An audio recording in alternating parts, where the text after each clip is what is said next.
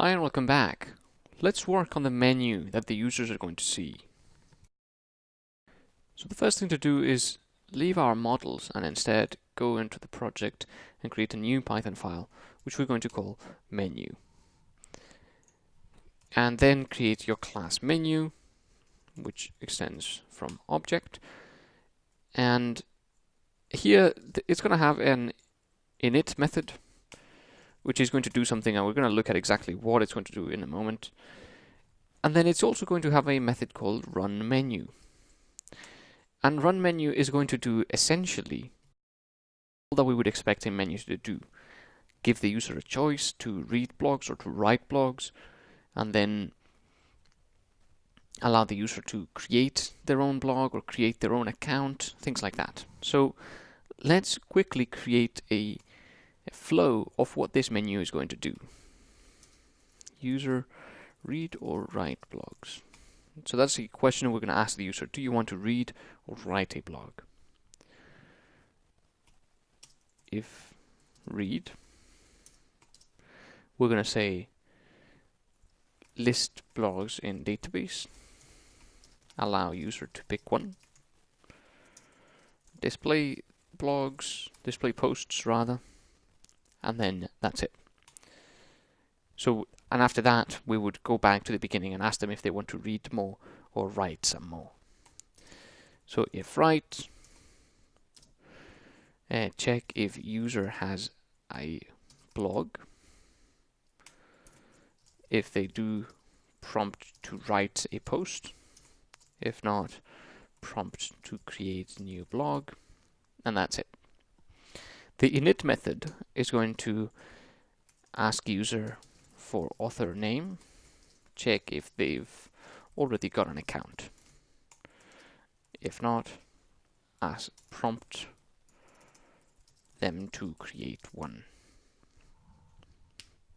Okay, so these are the flows of the things that are going to happen in these two methods. They are obviously going to be calling other methods to do things like check if the user has a blog, allow the user to create an account, and things like that. So first thing, allow the user to enter their username, their author name. We're going to say self.user equals input, enter your author name. So that is going to allow them to enter their author name and put it inside the self.user variable. And then check if they've already got an account. If self user has account, then we're gonna print welcome back format self.user, else self prompt user for account. Okay, so a couple of new things in here, obviously. An underscore before a method. What does that mean? Does it mean anything? And the answer is quite simply, for Python, it does not mean anything. That's just a normal method, and that's it. However, for us, the developers, an underscore before the method name means that this is a private method, which means that only this class, only the menu class, should be calling these methods. We could call them from the app.py file, for example, but what the underscore in front of the method means is we should not do that because these methods are only to be used by the menu class. So preferably don't call them from anywhere else. That's what the underscore means. But again, it doesn't enforce anything. For Python, underscore before and no underscore before means exactly the same. It is just for us, the user. This is a convention that Python developers use to mean a private method that should only be accessed within the class.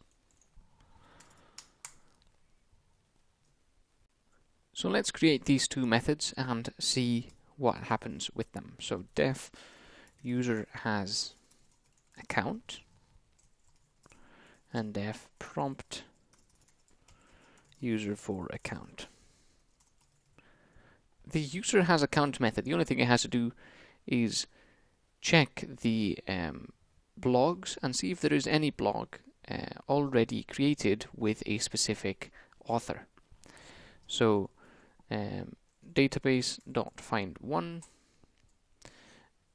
blogs, and then say author is self-user. This would find one blog that has the author as the user that the user has entered. So if this is not none, means we found one, which means there is a blog with that author, which means the user already has an account. So we would return this. Database.find1 with this author is not none. This would return either true or false, because it would be checking whether what we find in the database is none or not. So it would return true or false. It would not return any data except that. Prompt user for account is essentially the same as start a blog. So the start a blog method would be something like enter the title, input, enter blog title, description equals input enter blog description, and then say blog equals blog. We need to import this,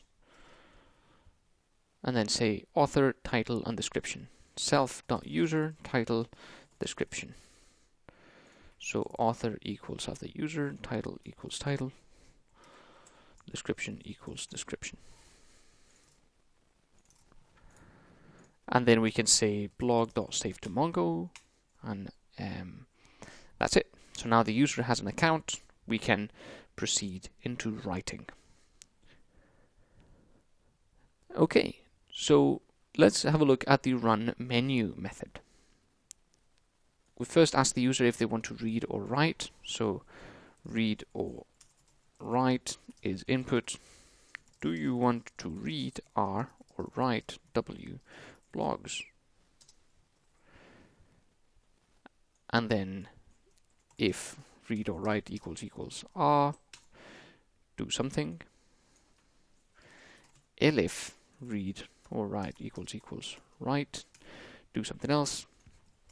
Else, basically exit, print, thank you for reading, thank you for blogging, rather.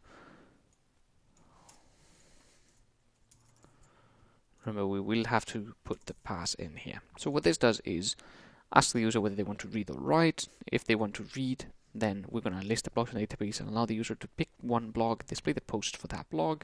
If they want to write, we're going to check if they've already got a blog. We won't need to do this because we've already checked before. So if they have a blog, prompt them to write a post. If not, prompt them to create a new blog. They've already created a blog. That's why they've got a user account. We did that in the init method.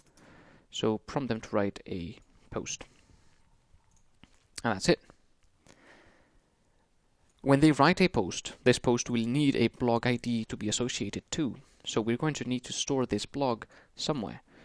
So I'm going to create an instance variable, self.userblog, which is going to be equal to none.